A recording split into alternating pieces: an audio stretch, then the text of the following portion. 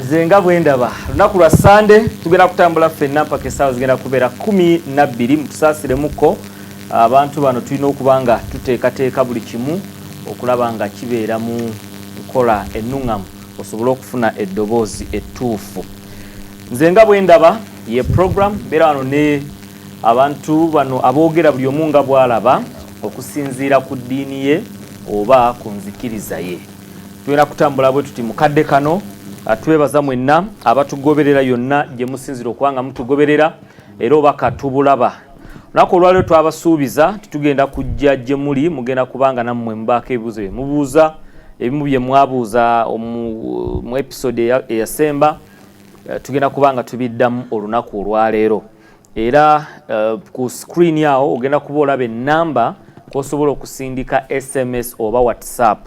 Buuza ekibuuzo nga kyekuusiza ku busamize, nga kyekuusiza ku kusamira. Bw'onaabuuza ekitali mu ngeri eyo onansonyiwa tujja kiddamu mulundi mulala si olwaleero. Ekijja kubeerawo kijja kuumibwa mpaka we tunaatuuka nga twogera ku ekyo. So mbadde nsaba abamu bwe mba mulaba abantu bano muyina bingi bamwagala ate mujja tubuuza lwaki bazimbye omuzigiti mu masaŋŋanzira wano nga olaba bw'obigatta bw'oti nga bw'osoma message olaba tegatta tuyinza obutagiddamu. Nemmwe abazze nga mugoberera twatandika omulamwa guno ogw'okusamira mwe tuze nga tutegeerera ne tuyiga ebintu bingi eby'enjawulo. Makolo yatugamba wano ne bino bye bakola oba Kaya ye yamuyamba. Kaya amanyi nnyo ebyaba Makolo eby'okusamira. Yatugamba wano nti Makolo okweyambulira mu masaŋŋanzira mukolo gwa busamize ogwabano sinaba kukugamba kwogera nze ndi kuwali nze ndi kuwalipota omukolo ogw'okweyambululira oba okwejjanjabira mu masaŋŋanzira mukolo gwa busamize. Eddagala balijja mu bano bamakolo oli n'agenda ne yeeyambula mu kkubo osamanya obukubo bwawukanira mu masaŋŋanzira ne yeeyambula. Ne tutegeera ekirala nti bwe bituuka ku Allah ye Ssaabasamize.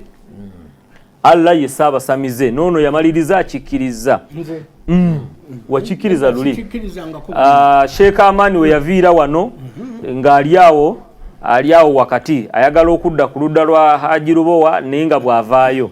Niffe Haji Lubowa yatugamba Allah ye Ssaabasamize. Allah ye nannyini buli kimu. Ate ne tulaba ebintu ebirala mu bannaffe eri Abakatuliki okulabikirwa kwa Biikira Maaliya okusitula Biikira Maaliya yagamba mbu gundi wa Mwekereziya ogambe muzimu gw'Ekereziya nti Biikira Maaliya muzimu gw'Ekereziya. Kakati omuzimu tumanyi guba gwa kusamira. Ebyo byonna byebyo. Kale tugenda kubanga tuddamu ebibuuzo bye mwabuuza n'olwekyo abataabuuza omukisa nammwe weeguli. Ennamba ku screen kweri gwali ku Dream TV ne ku BTV gwali ku Impact FM. Ennamba kwoyita okusindika SMS oba WhatsApp eri noti 787 12 5 57 noti 787 12 5 57. Chairman wa program yateredde dda omulangira Kaya kale producer agenda kuba neyanzege omulangira Kaya wuyo ateredde songa ate masekati ye Haji Lubowa songa ate ne Sheikh Aman Sheikh Muyivu owezirobwe naye ateredde bulungi. Mu ngeri yemu ku side eno Sheikh Abdul Zisabusolo yoyo Sejjange Kaddugala ateredde songa ate ne Jjajja Makolo amuliraanye munne babeera bonna era oli ayambako ono bwebimulema olinga amuyamba bayambagana. Musamira mwenna ate kojjaawe songa ate wali owejjokolera naye ateredde waali bulungi nnyo omusajja Omukatuliki. Songa ate ne omulokole Mulumba Amani atera nnyo okwagala omuyita omusumba. amaanyi bw'atera okwagala okumuyita. So ffenna tuteredde. Kale ebibuuzo ze mbiina abantu bye baabuuza wano. Kisooka mwebale program bintu bibiri byendabye. Ekisooka Haji Lubowa has always spoken his mind on several topics including this. One day he said the voice of Allah came to him while he was asleep and told him to write down a certain number, and up to today the number disappeared. Was that a demon? Michael aliseta.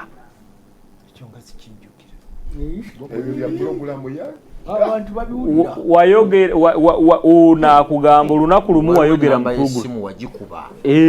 Allah yajja gy'oli nga weebase yagamba yafuna ennamba y'essimu n'agikubako nga wayogera ki Lubaale w'omulamu tasamirirwa yogera wayogwe kiki waloota nalingula ttaka nangula poloti era nga omukyala ajinguza miliyoni yali agitunda 15 ne tukoma ku 13 ne tugenda ewa looya bwe tutuuka ewa looya ne tutandika okukola endagaano n'omukyala yalina n'abaami babiri ne kyamaani w'erusi yaliwo nange nga wendi ne looya wange waliwo n'omwami omulala bwe saatege yali muweereza wa looya kati tuba tukola endagaano esimu neevuga eyange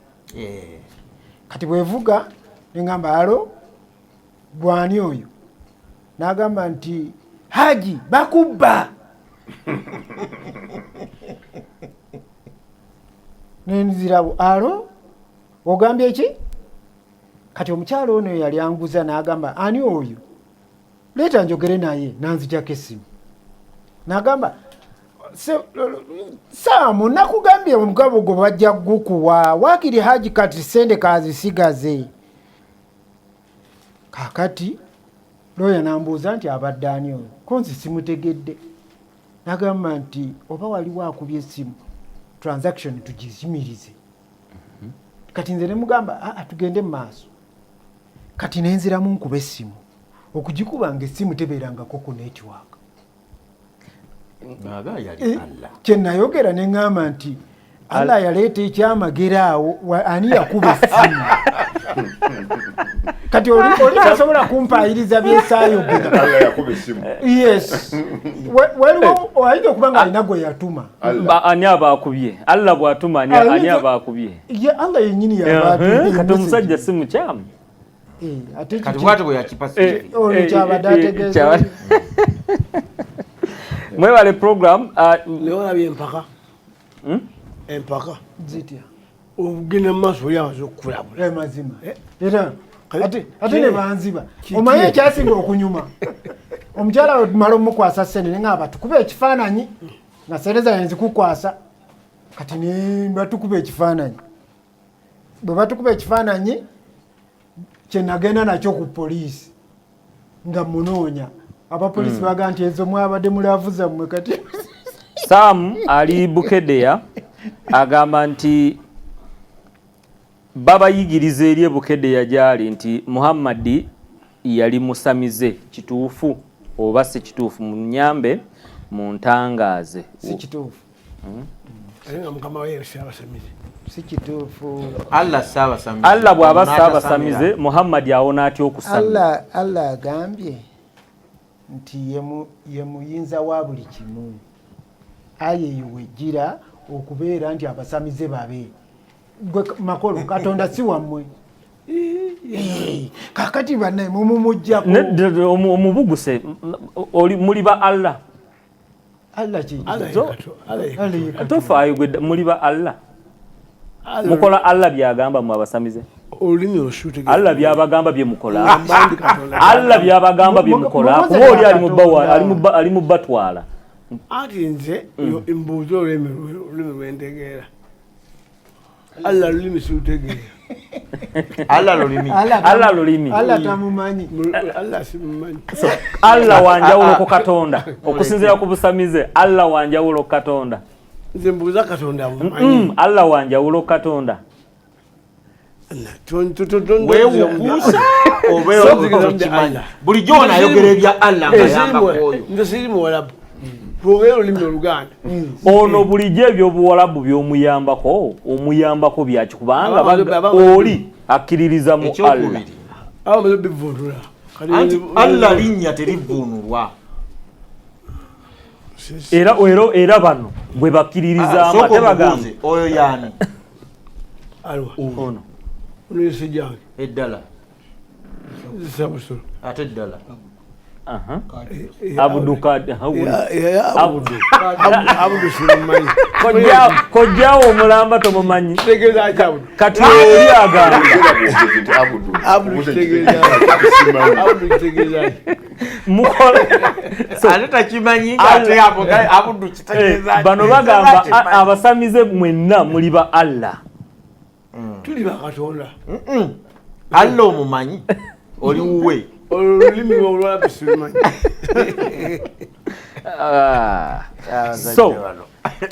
so obadde oggusa ensonga Haji nti abasamize bonna bammwe ba Allah abasamize ba Allah abalokole ba Allah abasiraamu ba Allah abakatoliki ba Allah n'abaseveniside ba Allah n'abatalina ddiini bonna ba Allah naye kati Allah ye saaba adventi gomanyi yesaba katoliki Allah yesaba katoliki Allah yesaba yali waggulu wa buli kimu kati mujjako omukatoliki alinayo kyagulumiza okusinga Katonda omwadiventi alinayo kyagulumiza okusinga Katonda mwagala komyawo kibuuzo kyetwabuuza era nekibalema bw'ogamba Allah ne tutunuulira Allah okuva mu Quran nga bwayogerwako oli ow'Abadiventi noono omulokolo owa Bayibuli noono ow'Evanjiri oba owa Bayibuli ey'Abakatoliki Allah ali bumu bw'atyo bwe tutandika okumutunuulira. Sebo Allah subhanahu wa ta'ala ye yakola eggulu n'ensi. Mulumba Allah ayogerwako mu Quran yomu ne mu Bayibuli ya mwabalokole bona abagambe nti ono yesaba Allah yesaba lokole wammwe yali waggulu nedda si yomu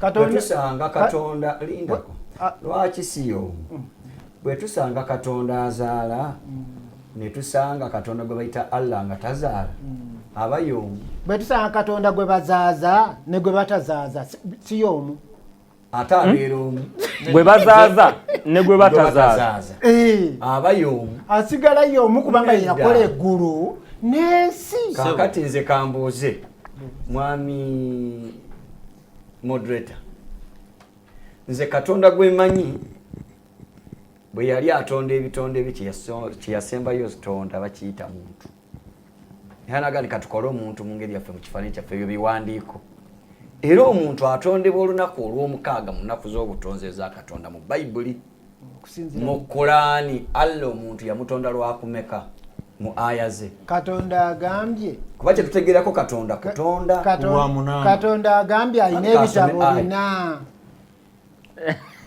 kati yatondera mu kikyo Allah yatondera mu kya Bayibuli kale kale mwebale nnyo program saba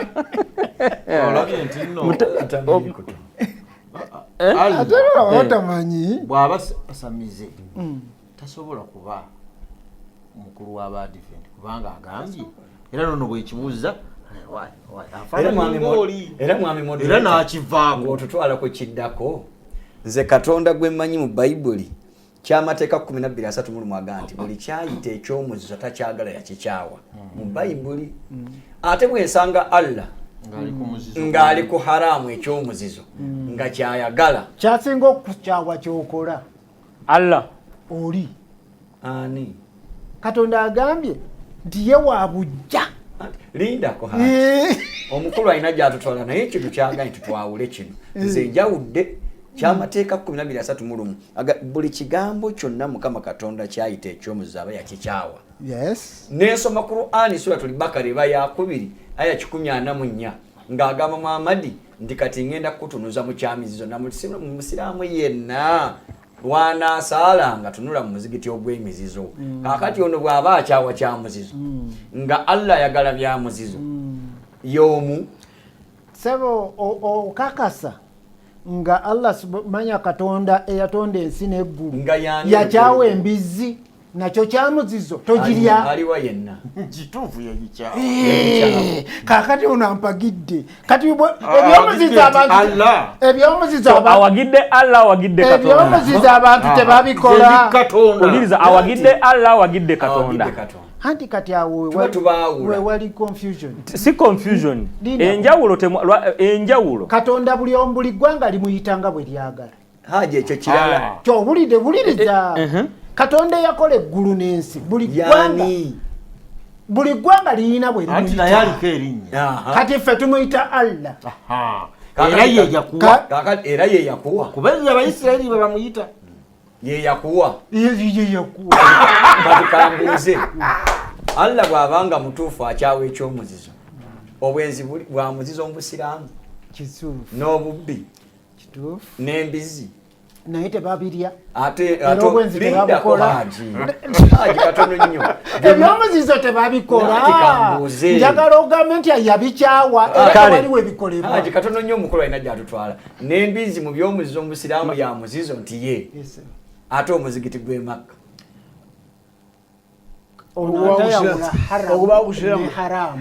haramu kyeki anti kyekibeerako ebintu ebitakolebwako ate haramu kyekyomuzizo omuzigiti gwaki guliko ebitakolebwako kati baguyita batya haramu ogwaki ogw'e Makka nga gwa muzizo oba guli halali ebyomuzizo bya muzizo biri haramu kale omukatoliki asome Isaaya 44 olunyiriro olw'omwenda nga bweyogera nti bwetyo bweraba abakatoliki Isaaya 44 simanyi oba wali wasobola oginsomera chairman 44 olunyiriro olw'omwenda omukatoliki alina byanoonya ebirala gimusomere 44 olunyiriro olw'omwenda tugamba nti abo abakola ekifaananyi ekyole bonna birerya n'ebintu byabwe ebyokwesiima tebiriiko kye birigasa bakola bukozi n'abajulirwa baabwe tebalaba so tebamanyi balyoke bakwatibwe ensonyi. So Dani ebweyogerera agamba nti abakola ekifaananyi byebirerya anti ye agamba nti abakatoliki takiteeka bw'atyo ono nsoma message age nti omukatoliki asome Isaaya 44 n'omusiraamu bamusomere Isaaya 46 olunyiriro olw'okubiri bayibuli ebalaba bwetyo Dani ebweyogerere ng'osikatira omukatoliki y'omumaze nti ye okusinzira kuona asindise message ono lwa mukaaga ana mukaaga olw'okubiri kati ogenda ku basiraamu bayibuli bwebalaba sinzira ku Dani bakutama bavunama wamu tebayinza kuwonya mugugu naye bo bennyini bagenze mu kusibibwa kati bo basibe so Dani yagamba nti abasiraamu basibe abakatoliki abakutama bavunama abeko abakutama abavunama mwenna muri basibe kale ne Yesu yali musibe Zaburi batugamba mujje pamire tuvuuname musibibwe tusinze omukama kata oli yagambye kusiba kuzabuli mujje tufukamire tuvuuname naye lumuwa olunyiriri zabuli mekeyo gamba mulumba akuyambe tuvuuname tusinze omukama okiwulidde naye oyo ali ku bukyayi bwe tetwagala bukyayi bannange tuli bantu bakulu tutegeera obukyayi bwamwe obudukuduku bwamwe temubuuza mubuuza byammwe mutusonyiwe ozeemu omukatuliki okikkiriza Dani kyagambye okusinzira mu lunyiriri lwa bayibuli Dani ayina endaba ye weyanziza bwatyo bwategeera bwatyo bwategeera oba bwalaba entegeera yeeyo Dani kwaniriza nentegeerayo era nkusiima genderaawo mu ndaba ye nentegeera ye kati tunnyonnyole olunyiriri mukute bayibuli ziri 3 omulangira Kaaya olunyolo lutegeeza ki olwana mu nnya 9 waliwo abakola ebifaananyi era ne babisinza era singa obadde ovaako eri olaga nti baalekawo Katonda ne bakola ebifaananyi era byewagambira nti birina amaaso tebiraba birina emitwe ebiki ebifaananyi ate olowooza bagamba kifaananyi kirina amaaso tekiraba kirina amatu tekiwulira kirina ennyindo tekiwunyiriza kati gwe bw'okisinza oba kirerya whether oli mu katuliki whether oli muki kasita okisinza oba kirerya kakati problemu eryemu abakatuliki ababisinza bababirerya kino kiyinza obutaba kikyo bayibuli bwevuma si kuvuma eyogedde state mwoba oli kiringa n'oli bw'aba nga tasaala nga tasaala ebyo nedda kubanga bw'oba osaalira mutume Muhammad tovunama atasaala atagenda Makka atasiiba naye ng'alina erinnya ly'ekisiraamu abaki kati oyogedde wani mukafiri ku bana abali wano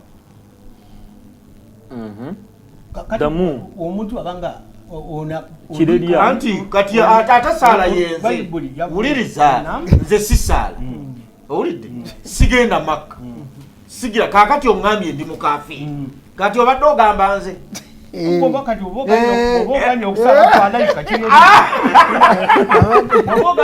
kati yeri ekugamba state yoyo atakola ekyo kati obuzibu bwe tulina nti ffe tugenda netuddira netukiteeka ku muntu naye oli agamba oyo aba takoze ekyo mu meseji ya Dani ne Isaaya namunnya gyatusomedde nti ebimu ku bikolwa kati bye tulaba ebyobusamize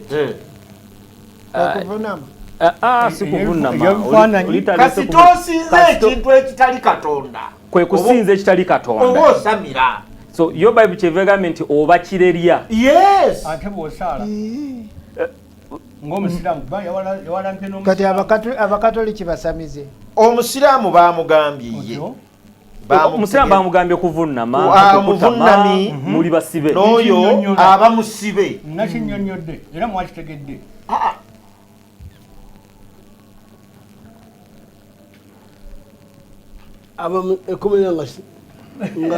anti kati obusibe bwogwo tomanyi busibe gaddawo oli musibe kuba wasibibwa mu mayembe wena nentunula bweti nenseka byakusiba wandibadde toli mu myaka egyo ng'olabika bwotyo nodda nika toliko obusibe emyaka gy'olina tegikutuusaawo kale beewulidde bategedde ekyo kigguse endowooza bwe kiba kiri bwe kityo nga obusiraamu butuuka kussa eryogerezeganya n'abafu emikisa egiwona omuliro mu busiraamu emikisa egiwona omuliro mu busiraamu ndaba giba giweddeyo kubanga awo mba ndabanga awatali njawulo na busamize okkiriza ki Sheikh Amani Sisomye tewali kibuuzo kyensomye wano. Nedda kino si kibuuzo. Ye agambye nti nze awo mba ndaba nga tewali njawulo wakati so mwokwogerezeganya n'emizimu okujjawo kugamba nti abawaayiriza temwogera naki abafu kakati ekyo si kibuuzo tuyinza kiddamu kutegeera anti kyeŋŋambye nti bw'abanga kyakutaddeko kikyamu omusajja omu yali muyivu nga moderator gwe muyivu wano gwe muyivu tukubiriza obutalwanagana na ndowooza ya muntu infact yali Dr. Serwadda tukubirizibwa nnyo obutalwanagana na ntegeera ya muntu naye tebayinza kuwaayiriza abantu kati abantu kye bakyasigazaawo ng'ekyobwebange mu bulamu bwabwe ekyobugagga kutegeera kwabwe kakati oyo omwami aweereza message tabuuziza kibuuzo naye yentegeera ye kati nwane naye mujjeko ekyobugagga kiri ekikuleeta wano si kulwanagana na ntegeera ye wabula kutereeza kiki Allah ye alaba atya. Okusookera ddala abantu abasinga balowooza nti omuntu bw'afa n'ava mu bulamu bw'ensi ebyo ebiba biwedde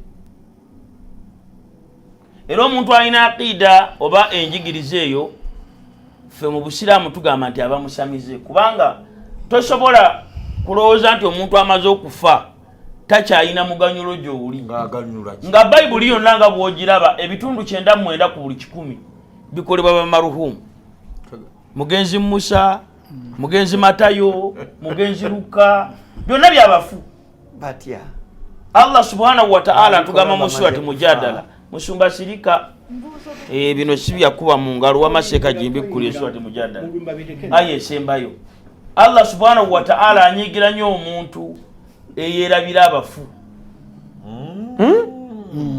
gwe gasho bwoba oyagala okuloza ku busungu bwa Allah werabira abafu Chovola Allah subhanahu wa ta'ala yogera mu Qur'an lagama ati walladhina ja'u min ba'd soko abali jo luvanyuma lw'okubeerawo kwabwe enzija ngenda kuwa anti uliriza no bagenda kugamba ekikinjogeza kyeki uliriza no anti ndi mukumuyamba gundi gyayogedde abantu tebagiwulidde nze ndi ku bantu bange bali abawuliriza wamaze aya zokuganazi bwe girange waliwo eri abaagala okumanya byosomye ne byolanze olanze aya kihashekama ino girabi ekyabuzeemu kompolampola naye baginonya wano nga bwaginonya nonya mumutahina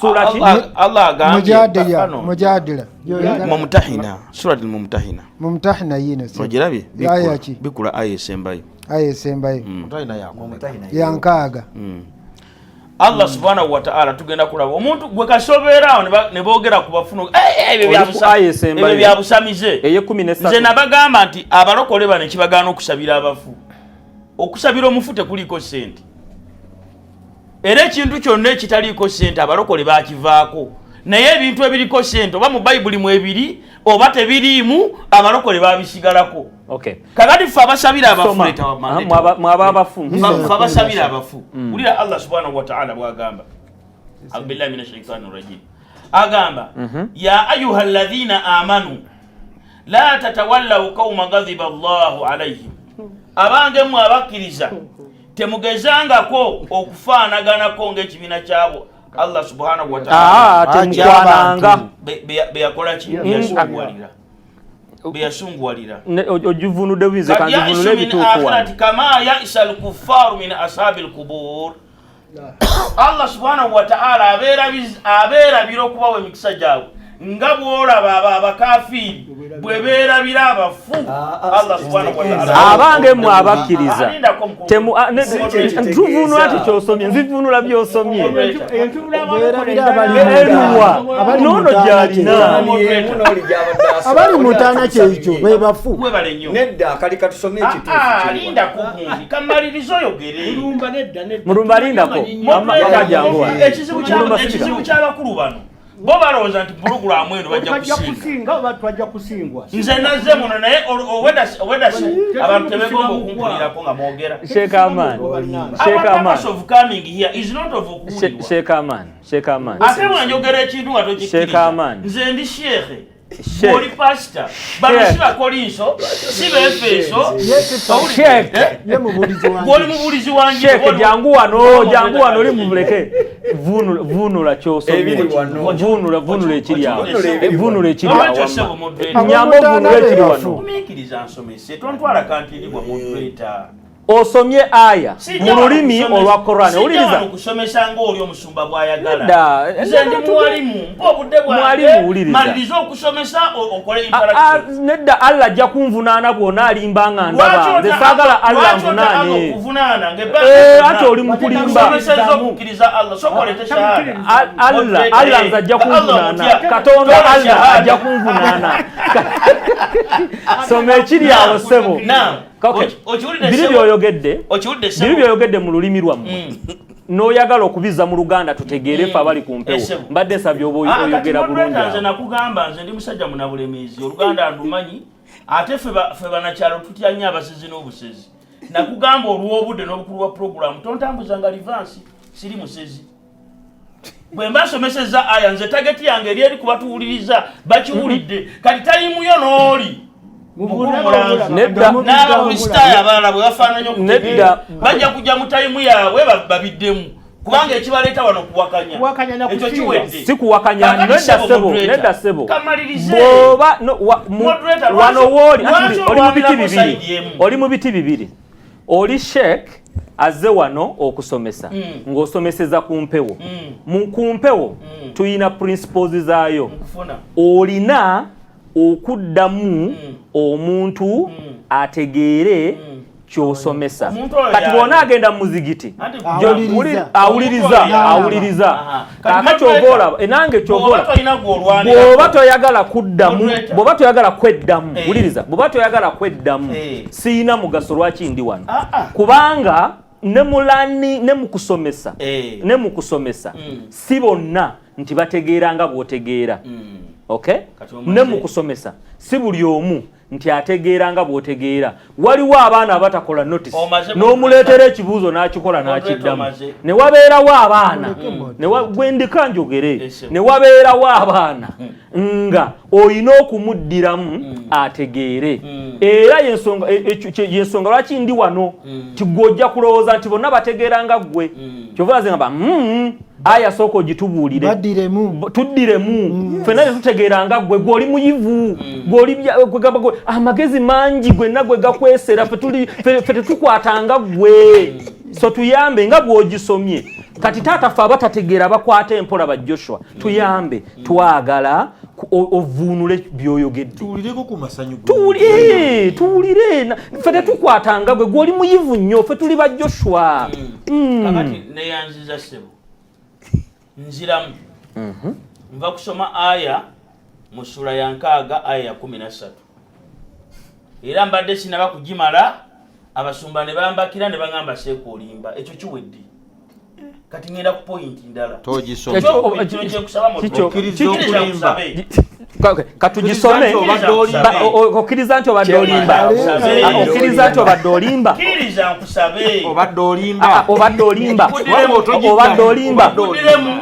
giddemu ogisome era givuunule bulungi agamba bwati agamba nti abange mu abakkiriza tegereka bulungi ya ayuha alladhina amanu abange mu abakkiriza la tatawallaw qauman ghadiba Allahu alayhim abange mu abakkiriza temubeeranga ku kibiina ky'abantu Katonda be yasumbuwalira si kubeera temukwana tosomesa nze ndi muwalimu ekiri wano kiri I'm not here Sheikh Aman for you to teach me Seka tavuunula biri wano avunula bibye byasomye ng'omuwalimu nsoma bwe kibanga kiri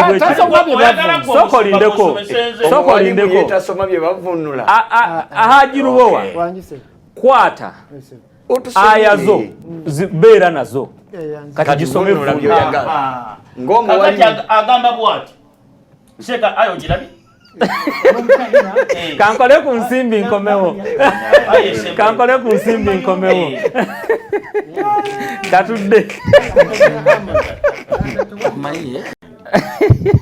njagala malirize omanye kintu kino kyabafune luli nakyo okay kulikayo mukumbulamu okwo ogenda kumaliriza tombuguta gwali eyo ngoyagala kubeera kitundu ku program ng'otusindikira obaka obwa SMS oba WhatsApp ogenda kuyita ku note 78125555 tuli kutunuulira obusamize era omusamize omulabira kubikolwa ki nga bwe tuddamu ebibuuzo bye mwabuuza omusajja yasindisa obubaka n'agamba nti bwe kibanga kiri bwe kityo ng'obusiraamu butuuka ku ssa eryogerezeganya n'abafu emikisa egiwona omuliro mu busiraamu nga ndaba giba giweddeyo kubanga awo mba ndaba nga tewali njawulo na busamize. Sheeke Muyivu n'aleeta aya gy'abadde aganya okunnyonnyola ey'enkaaga essuula ey'enkaaga aya ey'ekkumi-n'essatu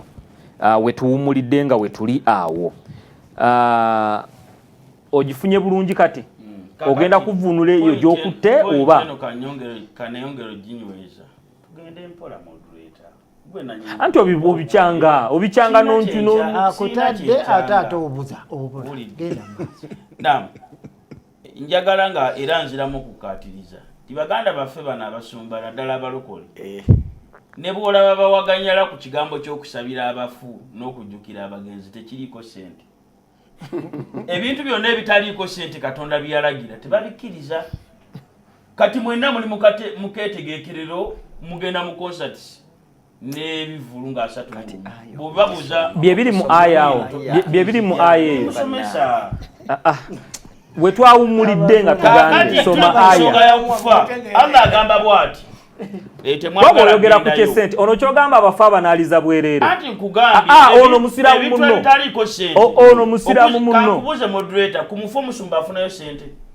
oyo musumba naye tovola abasumba bakugamba teri kusabira mufu teri sente ebintu byonna byonna byemukola bibabuuza mu bayibuli mubirina amaani mubirina obuzibu Katonda agamba bwati mu Qur'an sirika musumba please anti otulumba sirika nyino kulumba kubanga oyingira nnyo mu bitabo soma aya Allah agamba bwati 13 a'udhu billahi minash shaitanir rajim والذين جاءوا من بعدهم يقولون ربنا اغفر لنا وإخواننا الذين سبقونا بالإيمان ولا تجعل في قلوبنا غلا للذين آمنوا ربنا إنك رؤوف رحيم صدق الله العلي agamba bwati eyo yakumye kasiye ku nsonga y'okusabira abafu omanyinge yasoma sirika bwe mala ngenda kuwa agamba n'abo abalijjo oluvannyuma lwabwe bagenda gamba nti ayi mukama waffe we twawummulidde sebo nga tugenda soma essuula ey'enkaaga aya ey'ekkumi-n'essatu kati ebiki bye badde osoma ebyo ati nagambye ngenda kuwa aya 2 gwe gwoyita Katemba nze ndeeta aya ate oleeta aya mu Katemba moderator Katemba ali kubasumba obali abajja ng'olesha yabadde ali mu kwazinira wano mu aya ezitalizotaalese wano tuuse naye ajja kwotinga bayibuli ye atuwenga Katonda agaana okusabira abafu kankuwe agamba bwati ya ayuha alladhina amanu abange mwe abakkiriza la tatawallaw qawma ghadaba Allahu alayhim temubeeranga ku kibiina kyabo temukwananga nsoma Qur'ani bwe mala nsoma ebibyo sikosomesa kati gwe kitegedde gwogenda kwata omuzindaalo nawo nsomesa Qur'ani ziri 2 ate mwe muzivudde 2 anti nsoma Qur'ani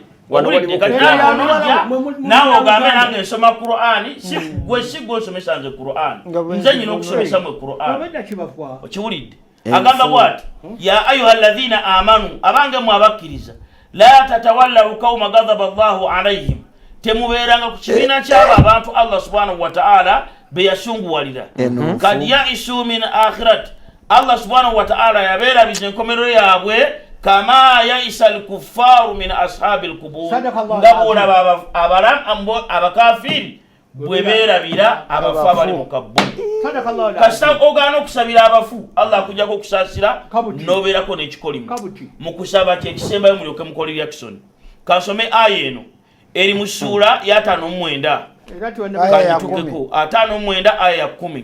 Allah agamba bw'ati neyanziza moderator agamba 59 aya ya 10 mu suratul Hashiri tuli ku nsonga eyo yemu. Allah agamba bw'ati gituuseeko kati omulokola awulira afa toyinza kusabira mufumu kusabira abafu teri sente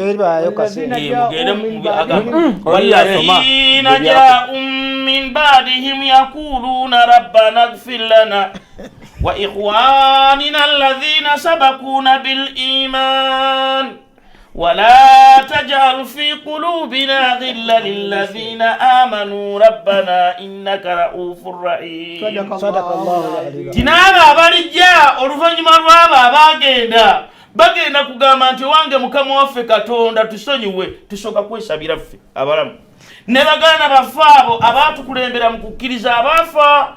Kati nze nyina baganda bange okuvira ddala ku Adamu Nabbi Muhammadi taata wange Mzee Yahya abafu baffe Bahaji Juma Kizito Katawuko awo bonna Allah be yatwala ganti Allah tossa wala taj'al fi qulubina tossa ku mitima gyaffe ekukuuzi buli yenna atasabira mufu alina kukuuzi ku mutima kakukuuzi kwonna kwabo abakkiriza mukama waffe olutumaliriza mazima gwe mukwata mpola omusonyi era omusaasizi. Okay, webali mulumba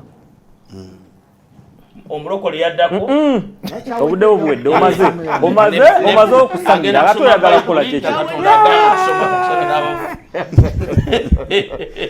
kale mikwano gyaffe abalungi abatulaba n'abatuwuliriza ku Impact Radio Lwasa Mayinja ate nga munnayo tuninze Dream TV tukwaniriza twegattako ate nammwe abatatuviirako ddala buli programu eno lwebeerako ne programu zizaffe wano endala zemubeerako twagala okubeebaliza Katonda ekyo kyabawadde nti temujjango okwo okubanga mutulaba.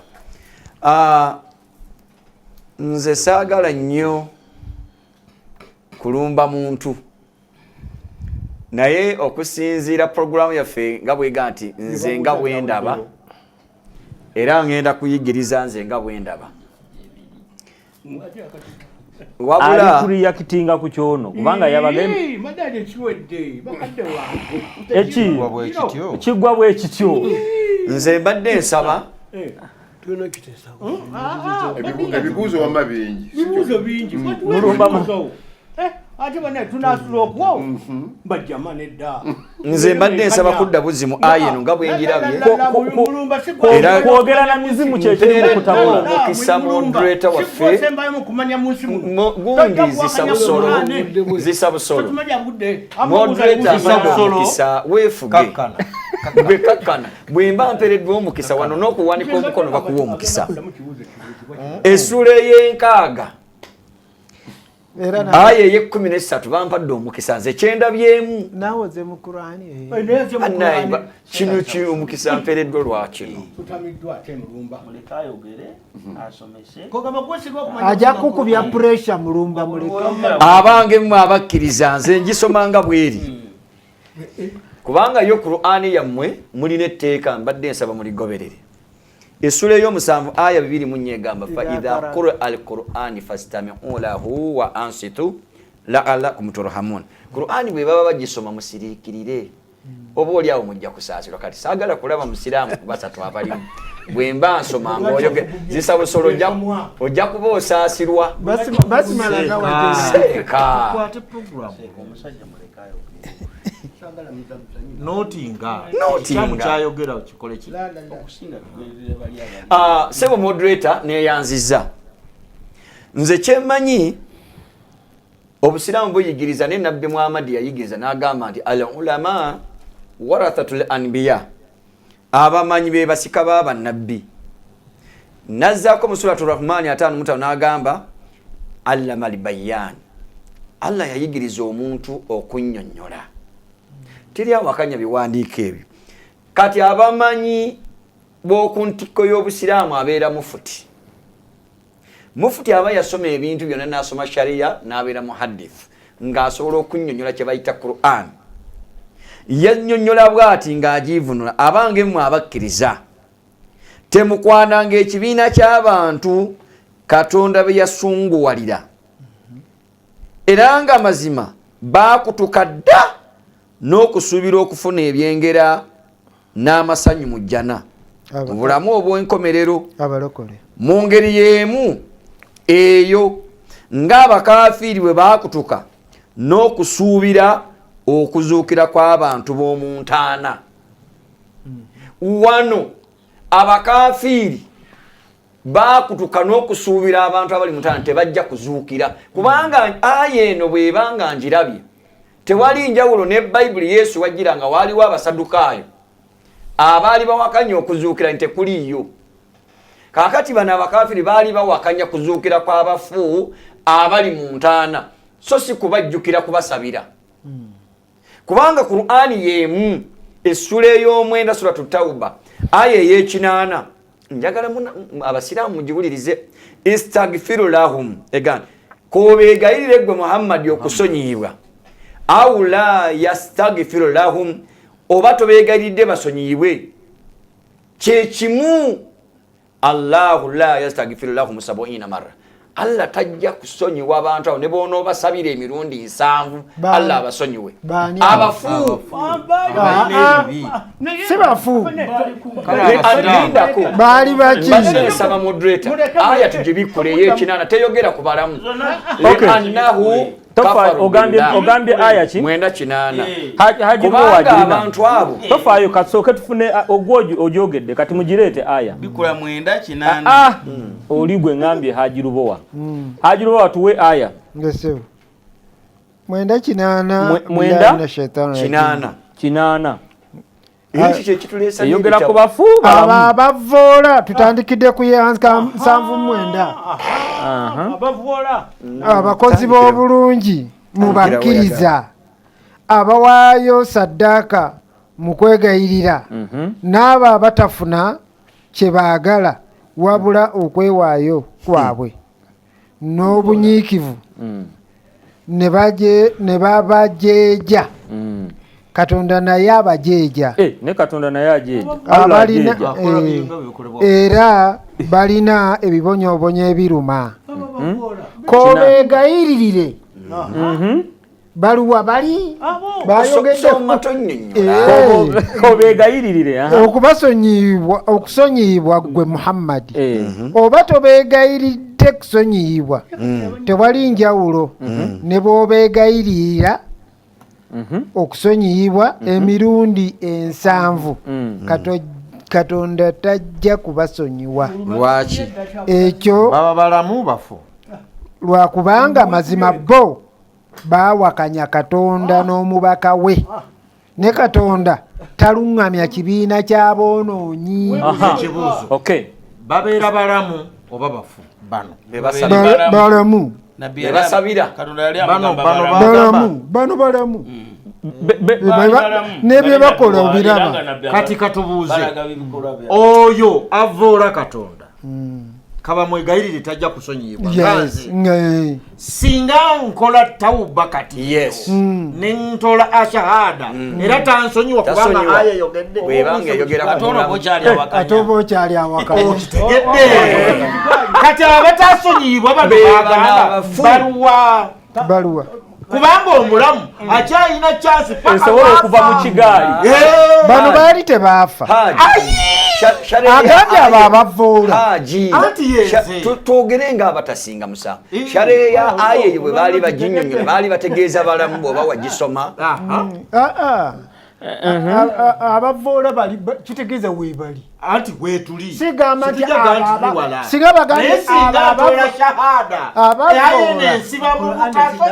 ekirala mu aya egambye nti olw'okubanga bawakanya Katonda oba baawakanya sikitegedde anti kiri mu aya le annahu kafaru billah eyo eri past tense oba now tense anti baba bakimala anti oludde nga bafu oba balamu webali nga bwe bakola tawuba alla simusaazi tubasonyiwa ne Katonda olaba Muhammad yali yegayirira kitaawe bamusonyiwe era Allah nasaya yemubwe nagamba tajja musonyiwa nayogera ku balamu bafu ne bwosoma sharehe yayo kobeere nga oli mulamu kobeere nga wafa nga obadde okola kino kati nze omulamu nina chance eddamu okweddamu naye gw'omulamu gwogenda mu bbaliro naye omufu kati Katonda asalewo oba yakusonyiwa oba teyakusonyiwa naye ate Allah agambye tikobeegayirire gwe Muhammadi kobeegayirire in other words oli kwonoona biseera naye yanyooma Muhammad lwaki yeegayirira maama we ne taata we ate n'abasiramu abaali abajeemu ani abasiramu Muhammad yucheka uli maji aya gundi hadithi yaze nayo hadithi yabula yaze nayo hadithi yaze nayo wajirina yangambye ajirina baba ajirina aja abaso leta hadithi nga Muhammad asiramula nyina ne kitaawe mujere wakulo wa mutego nedda oli nze sikirina kale oyo Allah yalumirirwa abafu oyo Allah alumirirwa abafu kubanga babe fe Yesu agamba nti nga ye bwali omulamu naffe tuli babalamu abafu bageyeena ewali Allah abalamu bebe guru ewali Yesu roda alibusiika anti agambye ye yavaayo kati Allah ayina okulwanirira abafu kubanga babe kale Nnyombi abuuza mwami Nnyombi abuuza musamize obadde weebase nnyo kati zuukuka emizimu simanyi lwaki kamera yakuvudde nako bakulabe nga oli mu ssabo emizimu amayembe lubaale emisambwa birwala bifa birwanagana biremala kansooke obiwulidde kansooke okwebaza omusumba Kasozi ow'Entebe yansanziddwe ennamirembe ngenda okulaba ki omulwadde ne muwala wange omulwadde ali namirembe ennamirembe ku ddwaliro enangamba uno omusamizi woko TV oli waku TV musabo toyinaayo nangamba nandagale mukyala we nene basanyuka enyo ne bambuuzaako naye nange nembagamba nti empeta nga sigiyaba omukyala yamudamba olina nga kisiraba mpeta sikulwanga bali mubwamalaaya ate nga banga nga sigiyaba nangamba ati aye empeta tugiyiraba twagiresawa kali mubuuzizaako ye baligoberera puroguramu nga tugoberera nnyo ate nga musumba mulamba kati ddamu ekibuuzo ky'emizimu gyammwe emizimu emizimu tegiremala ate kadduwannema kyeki eyalimaze bulema kadduwannema taliyo mubwalemala taliyo ndi alema timulema ate nalwefunya tebalemala ate nalwefunya oze omuzimu gumaze okufa bwefa tegulemala tebagusobola gusiramula tekukyabagode kukyalemala tegusiramuka gubade kukyasiramuka so bano Allah yasiramula ki nabbi nabbi yasiramula ki eyiteyina madini emizimu giri mu bbanga teyina madini jojo gimbulamu bwajo omerala nnyo emizimu amayembe lubaale emisambwa tebirwala kyogamba tebirwala kayangu wamala ngaakaya eyabagamba nti emizimu tegiryamu sokoli wamala emizimu girwala gifa bulungi kati wuliriza bo bono gubujja ne gumulinya nga empewo enfuuwa mujje mukole ki tekibaayo Kuliko kubika malalo. Ono si musamize. Tabimanyi. Kibaite empewo kumufuwa. Kibagire okuba kumya kumuliri mu kisabo. Musamize tayogera. Sigo byogera. Anti talina mulimba ate ensi. Kambabuulireko. Teriyo muntu awangula kintu. Oba awangula mulabe we nga tamumanyi. Omuntu oyo anyingira mu nyumba mbanyogera simanyi. Akutereza oliye wamala. Chairman mulamba Anti ye wamala. Ye wamala. Ye wamala ono. Salongo nyombye ekibuuzo kikambwe eri omusamize taata. Sigera kumbere ekikambwe. Bali banyingira mu yingizi. Ekembe terwala. Omusambo tegulwala. Tebire maza. Tebiddamu kwema. Oba omuntu amala okufa taddamu kukola ki? Empewe mufuufu. Birwanagana. Tebifa. Amayembe mizimu lubale birwanagana. Baseka bano. Senga zibe kibaba. Sebo enjiro na yaje. Bannange mwanjirirako eppeesa mujje linyiga. Omuntu anyigibwa ekintu ekinyigibwa kiba tekirumwa. Ono tabimanyi. Oyo byaliko babiki. Byaliko tabimanyi. Okukiriza kumanya byanjawulo. Oba byabali bajjajjaabo. Muzimu. Kugambye omuntu amala okufa. Kukaaba n'okukaaba. Taddamu kulwala. Taddamu kulemala.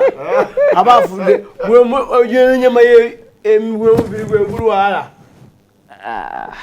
Oyo gwegufa. Eya gwo muzima katamwe ubongo udoli nokota ngagulata. Nga bwindi kutandikwata mmere. Batuyita nabalya mmere. Abalya mmere. Gwo udoli ngagulata. Bote balya. Katusome message endala. Ekibuuzo Salongo Nyombi kyakubuuza kibadde kikambwe. Bwatyo bwakizeemu. Bukyampulira omusiraamu ng'asomesa. Era waabwe tewabanga ewaabwe tabangako Katonda Allah waabwe tabangako Katonda wa Bayibuli Magi goyagala amanya bwegati Magi omulide bwagambye kasokedde nga awuliranga musomesa Allah wammwe tabangako Katonda wa Bayibuli banjawulo Anti Bible eri mu Luganda kati mu Luganda tamuzo nti amaanyi talina kiddako abuzabuza abagambye owa Korani tuleete Bible ey'Oluwarabu olabenga buli awali Katonda waliwo Allah bwe tunaale njirina na wano kakati nekimufula okubanga yomu kasoke malayo message zino njagala kwatayo ku masimu wali eri nze David naye singa nti singa amaani tumuleka n'asomesa bwalimba nga tumuyingira singa aleka amaani n'asomesa ebikyamu bye nedda ate kati olwaki abasomesa ebikyamu nga weetuli ekyo sijja kikkiriza Richard Enalumunye Jomai naye amaani aleme kutufuula bannakatemba abasiraamu basamize kubanga buli bwe twogera ku busamize bafuba nnyo okubuwolereza okusabira abafu of course ekyokulabeko ng'ekyo ekyokwogerezeganya bane kusabira okwogerezeganya n'abafu gwe woonodda mu ebyo ebitali byabwino kakati omusamize buli wali tayambulula mwe temubatwala mu bidiba banyika we busamize okunnyika abantu mu bidiba kuba kusamira anti bakugamba bakunyika ebibi ne bikuvaako nedda seeka waliwo abambulira abantu mu kanisa namugyamu empale namukola ekyo kyoba oyogera n'okubasiga amafuta mu mbugo anti ekyo kyabusamize moduleta kyekiza obusamize ekyo kyekiza pointi yange gye nagamba ebintu bino ebyokusabira abafuke bitaliiko sente abalokole mwabivaako naye kati okusiiga abakazi amafuta mu mbugo nti mubajjako ebisiraani obusi busamize naye ekyo mwakiremerako kubanga kiriko sente abasumba bano bakikola amaani nga bw'okyogeddeko ng'oli ku mpewo wano omazeewo emyaka egisukka 10 waakirabyeko Sinagamba nti musumba mulumba gwa basumba bakikola. Naye sikyagambye. Naye sikyagambye. Agambye wali okirabyeko. Gwe mulumbe kanisa yote. Kyembuuziza. Byokolere gwo mu kyaki yonze sibimanyi. Asabira wano. Mulumba asabira wano. Kanisa Amani. Naye wano tebasembera wano. Amani totufera. Kyoyogedde. Akubuuzizza wali okirabyeko. Wano. Wakirabawa. Kiyinza okukomekereza nga kiri mu muzigiti. Kiyinza n'okuba nga kiri mu muzigiti. Neoli ne yeefula. Producer tuweeyo ku masimu ku line. Eteekayizibwa ku mpewo. Lyatugana okwasanguza amanya g'abantu. Nedda. Si nsonga bw'oba wakirabako. Sinsobi wakirabako basamize. Kawali Peter abakikola sibe katuliziganye bannaye. Seeyimirira bakikola baba basamize abakikola okuteeka abakyala amafuta baba basamize. Okay, waliwo message wano ya mukatuliki waliwo awolereza omukatuliki agambye nti abakatuliki tuwuliziganya abakatuliki Catholics mulangira kayanyamba tuvuunule. Catholics have never made the idol of God. Abakatuliki tebakolanga kifaananyi kya Katonda kituufu. We make ones of saints tukola ebyo ebyabatuukirivu to act as examples to us. Okukolanga ekyokulabirako kituli. What God condemns is making gods. Katonda kyanenya kukola bukatonda ye ekifaananyi kya Katonda so si bino ebyaba saints. So omukatuliki waali wano mukola kifaananyi kya Katonda bye musinza. Ekyo kyeyogeredde tombuuza. Mbuuza akunyonyodde. Kati tubuuza. Akunyonyodde anti twagala akunyonyodde ate kati obuuza. Anti kyembuuza. Agambye wenyini ogambye onaawolereza ki omukatuliki. Ate kati okyambuuza ki ng'ate akolereza. Amaze okubadda. Aba ayagala kumanya anti twagala kumanya. Nedda owenjogole nedda tofaayo onaakuwolereza anti onaakuwolereza twagala kumanya onannyonnyodde agambye n'okwewaana yeewaanye nti as Catholics we make idols of saints to act as examples to us. Mukola ebibumbe oba ebifaananyi ebyabatuukirivu mbu bibeere ng'ekyokulabirako gye muli. Kati ekyo kya Bwakatonda nedda mbuuza gwe gw'abatiikiridde kati oli Dani mbuuza yani yeerinnya nsooka olinde Francis Nakaseke tumugyewo mu programu y'abajja wuuno mukatuliki ngamba Francis kyengamba kyenjagala oyongereko kyenjagala mutuufu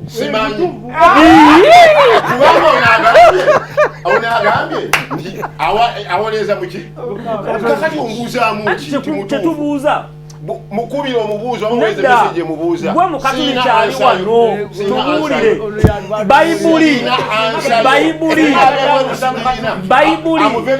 bayibuli yammwe ey'abakatuliki erina weebalagira okukola ebibumbe.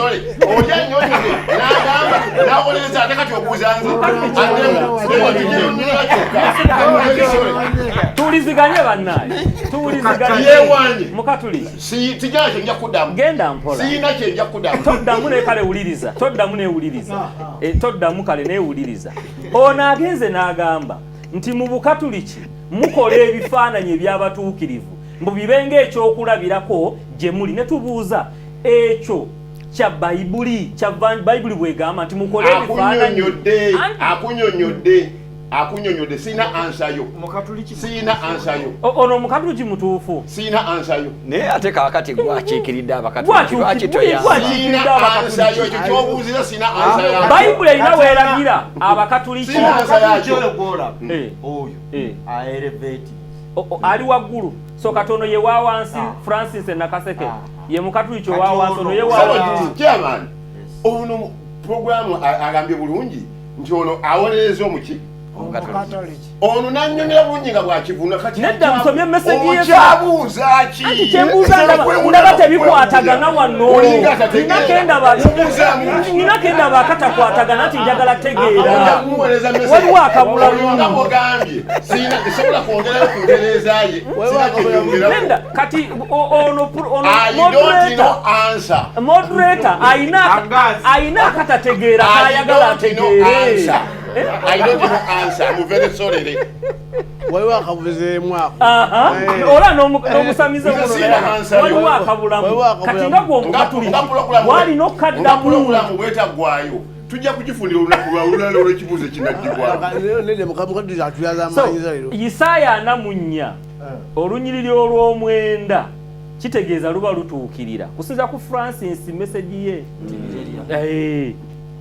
Era nayogedde bulungi nti ku Francis nti endaba yingisaamu ekiki oli yabadde ddaani nedda tobagatta oli yabadde ddaani oba birebya kati Francis najja ng'agamba ddaani kitategeera endaba ya buli omu kubanga kubamba gitanze endaba enkola ki endaba y'ono endaba y'oli bo beekolera ebifaananyi ebyabatuukirivu bibenga ekyokulabirako gye bali Isaaya 4 eri mu vanjiri yaabwe n'ebagamba bibeera birerya abakola ebyo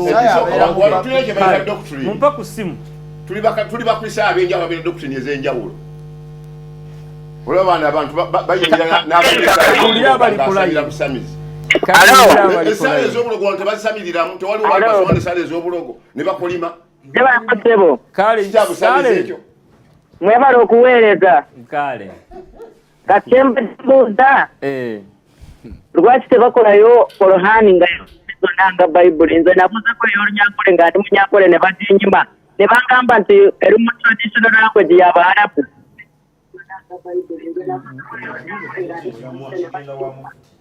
kyembadde mbuuza Qur'ani gyeri tesobola kuvuna olukwamu endala lwaki Qur'ani gyeri n'egy'Oluzungu gyeri bw'oba tomanyi Lunango Dr. Anasi Kalisa yaleka amaze givunda yonnimi Olunyankole nga mufyamukiriza nga yonna ewedde okay so ginoonye agende ku Salamu TV jebo gyeri agende ku TV Salamu kale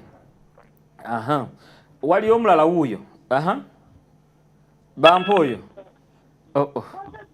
sebo yogera sebo oba nnyabo kama ebazibwe sebo amiina mwebali kuweereza buuza adduse mpa omulala nyina meseji ya Hosea wano wangi mukama yebazibwe amiina yamanya Amani Katongole yogera nti oli mu kwewuliriza bwe buzibu kendeeza eddoboozi lya radio ba TV kakati nze ekibuuzo kyange kyembuuza mbuuza ekibuuzo kyange eri omukatuliki ekimuleeta ku TV nga tajja kuddamu bibuuzo olwo aleeta ekereziya yaabwe ogenda mu maaso oba agikuba kigo agenda kansuubira anaakuddamu ekirala obusungu tebukola awo alina otuddamu ebibuuzo tuwulirize tuyiga twagaza eddiini ye naye nga obulokozi kyekikulu mukama amumpera omukisa entegeera y'abantu nayo oli mukatuliki nezisa busolo watutabula sidika tebikukwata wamampa omulala ali ku line ebibuuzo by'omukatuliki abiwulira ajja biddamu lwasa mayinja mukama yebazibwe amiina ani ono amanya agange sebatesaemo njagala okubuuza abaami abo abasiraamu bali basatu watuba tutunuulidde mu byafaayo by'obusiraamu nga twogera ku kintu ky'obusamize emizikiti gyonna nga kabba tennabeera makka gyagitunula mu perusi gye bayita Persia naye bwe bazimba kabba ne bakyusa emizikiti gyonna gibeera nga gitunulira kabba ensinza tebeeramu nga ngeri yakusamira kubanga ne kabba bwe tuba twogera bagamba waaliwo bakatonda be bayita aba Allah Ibrahim bwe yakuba lwaki kabba yasigalawo batunyonyole kubanga nayo kikyefaananiza nga ngeri yakusinza eyefaananiza engeri ekisamize kyetwagala batutereezeemu kubanga zemba nsinza katonda saagala setaaga tuna mu direction emu balina okutuna mu bifo ebyenjawulo kubanga ne musaba nga oba ntunudde buvanjuba bugwanjuba Maserengeta asigala mpuliza kubanga buli wamu abeerawo bo banasooka kutuna kabba gyeri katonda waabwe bawulira oyo taba katonda kifaananyi zisa busolo waliwo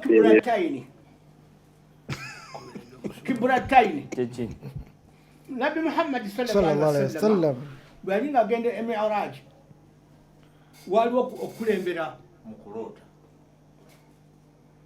maze kubanga bwe yali ngagenda ekizivaako Miraji tebakitegedde mukulota Miraji oli kyatategedde kakati Nabi Muhammad yakulembera abantu masjid eri kakati mwakusa bwamala okulembera kitwali gamata eryewa bugambwa eri bannange nzinyonyola kyewa masjid kangere walubuwa yabakiddwekomaawo kati bweyava ekibula Ibrahim bwamala okuzimba Kaaba nevuga ekibula ekyali ekyomumasjidi nekidda masjidi eno eya Makkatul Mukarrama ewali Kaaba akati Kaaba kyekibula naye ekyasooka kyali munakani Masjid Aqsa kale ajiruwa yambako haji muno musajja babuze ekibuzo ayagala kumanya kuba alaba mu katonda alamu obanga mwina tunula mu ludda lumu yalabanga ebyo bifaananyi namwe muli basamize ono kadwa nabanyonyola era nziramu omulundi guno omulala nga tuli ku nsonga y'okusamira nti katonda ye muyitirivu wa buli kimu abasamize bagamba waabwe abasiraamu tugamba waffe abalokole bagamba waabwe n'abaseveneside bagamba waabwe kakati kiba kitegeeza katonda yali ku ntikko ya buli kimu naye ffe ng'abasiraamu Allah subhanahu wa ta'ala buli kye yatulagira kyetukola yatugamba bwe mubanga musaala okusinziira mu suratul Bakara aya 15 mutunule ku muzikiti ogw'emizizo ku muzikiti ogw'emizizo muzikiti gw'essaagala so Allah yabagamba mba musaala mwe mutunule ku muzikiti gw'essaagala gye mba mutunula si gwatayagala ekintu ky'omuzizo yakuteekako emizizo kyotokolera wali Haji waliwo bye batakolera ku Kaaba waliwo bye batakolera ku Kaaba tebayigirawo tebabbirawo tebenderawo tokunamirawo omuzikiti gwa mizize emizize egyo gyategeeza tategeeza biri ebirala awasobola obbawulira yakulemye njagala tuyinga oluwarabu haramu ne harami waliwo harami mujja kwereetera obuzibu mulumagera n'ogamba wano mujja kwereetera obuzibu kokita harama kokita kagubeere oluwarabu talumanyi nze kyeŋŋamba sisa busolo ojja kuleetera banno obuzibu tamanyi luwarabu kale nze kansome message mbalamusiza nnyo harame kitegeeza ki ffe tulina emiziro ng'Abaganda ng'omma gwennyonnyola bya Buganda tokiraba nti kati ono yakyamya ekintu oba n'omuziro ng'Omuganda oba n'omuziro gwo kitegerekese si kyekimu tokiraba vaayo eyo mbalamusiza nnyo kwanukula muntu wange anti nzija mbalamusizza nnyo omusiraamu n'omukatuliki kibakakatako okusabira abafu. Kati mbuuza omukatoliki n'omusiraamu, mbuuza omukatuliki n'omusiraamu alisembayo okufa ani alimusabira? Ye bwe kiba nga olunaku olw'enkomerero ddala gye luli. Ekyo kimuyambirawo okuyingiza ejjana. Omukatuliki kamale ekibuuzo ky'omusajja Hoseya. Ekyokubiri omukatuliki mugambe aleme kusunguwala ate na kukola ntondo. Ensi emulaba alwanirire kyakiikiridde oba bwe biba bimunyiiza abisenguke. Kati ddamu yakangudde ku ddoboozi. Basebo ababuuzizza ekibuuzo nno omwami akubye essimu nyongera okubebaza. Ansa yaweereddwa bulungi naye nalabye endowooza akubiriza pulogulaamu ayina engeri gy'ayagadde okwagala okwongera okumanya oba okuweteramu. Naye nze mmanyi nti nkusinziira bwe nyinyonnyodde ekyo kibadde ekyennyonnyola kyokka kubanga oli omutesitesi wa pulogulaamu annyonnyodde bulungi n'agamba nti ono awagidde omukatoliki. Kakati ate annyonnyola omutesitesi wa pulogulaamu yennyini bw'amaze okwogera ekyo kati kyabadde atayagala okwongera okumanya kyoli kyennyini kyannyonnyola. Kati nga nze sina ansa gye nkola ki gye nnyongera kati ekyo kibadde kinzijako waya ng'alinga neesibako nti kaakati era ngulaba nekyasoose nannyonnyodde bulungi nti endaba y'oli nagiwadde ekiki ekitiibwa. Kino ekibuuzibwa kusinza ebifaananyi ng'oli bwakinnyonnyodde ndowooza awadde entegeera. Eno pulogulaamu bagiyita nze nga bwe ndaba. Nze ndi musomi wa Bayibuli ategeeramu kaakatono. Ategeeramukko. Era ne bw'oba osomye ekitabo kya Yeremiya essuula y'e10 okusula eyo yonna ekulaga. Naye entaputa y'enzikirizayo n'entegeerayo yeetwawula. Eri abantu abamu abalaba abantu abafudde nga bazikiridde bafuuse ebbanga. Eri abakkiriza nti abafu balina emiki emyoyo. Eri abamanyi nti okufa kw'omuntu bw'afa alamulirwawo mbagirawo. Era tulina ebifo bimeka? 2. Ate eriyo omubyandiko omunyini Bayibuli gye nkwata egamba nti mu nnyumba ya kitange mulimu ebifo biki bingi. Twakusomye Sande ewedde nga tulaba abafu balina gye boogedda. Ibulayimu yafa ng'anyumya ne Laazaalo n'omugagga nga baleyo bonna baafa. Kakati entegeera n'entaputa ya Bayibuli etwawukanyaamu kye tuyita doctrines oba enjigiriza. Naye nze kamalize wano n'ekitabo kya Samwiri kye kiyinza okuyambako gw'ayagala okutegeera obusamize bugazi. Bw'obulabira awo ng'ono pulogulaamu ono omutesitesi wabadde anyigiririza ye abulabira mu kalikonda ako kye kibadde ndo kinkanguza ku ddoboozi obusamize bugazi. Samwiri ayogera bw'ati bw'oba oli musomi wa Bayibuli bikula ekitabo kya Samwiri ekisooka essuula ya 15 olunyiriri lwa 23. Samwiri yali nnabbi oba omulanzi aga nti obujeemu kye kimu n'ekibi ky'obusamizi. 15:23. N'emputtu kye kimu n'ekibi ky'okusinza ebitali Katonda. Kati abantu balowooza okusinza ebitali Katonda bibajje byokka. Abantu basinza n'emisota, abantu basinza n'essente, basinza ne bakazi baabwe. Kati obusamize bugazi gwe bw'oba obulabira wano ng'obutunuuliramu ky'Abakatoliki nga bw'obadde oyagala gwe munteekaawo mu nfundi zaabwe kiba kinzijjako waya nkusaasira nenkuleka nga bwe nti ekibi tukimanyi nti obujeemu bwatandikira mu ggulu ne Setaani ne bujja. Kati amabaluwa gano gonna agawandiikibwa Abakristaayo ab'Ekkolinso n'ab'Egalasiya basooka babuuliranga Bukristaayo ne bafuuka Bakristo naye baamantaalanga ne babivaako ne babatereeza. Kati mu ngeri efaanana bwetyo ne ku ssaawa ya kaakati amadiini gonna wane eddiini bukyangejja kabubeere buno okupentekooti obwakabeerawo tebunava kuwanda okuweza myaka 50. Kupentekooti bunaku kuweza myaka 50 teginnawera kubanga wano Obukatoliki byangaweera bugira emyaka 45. Kakati olaba nti ensi wano mu Africa naddala abantu bakyategana ne empisa ez'obuwa emikolo embeera emize egiyingiramu mu nzikiriza zonna kibayita obusamize kale n'olwekyo gwe bw'oba obulabira wamu ng'obulabirawo mu bakati kati ng'ono mugwanya Godfrey agambye ekifaananyi kye tulaba ku Christ the King kya mutuukirivu ani era okiwulidde kifaananyi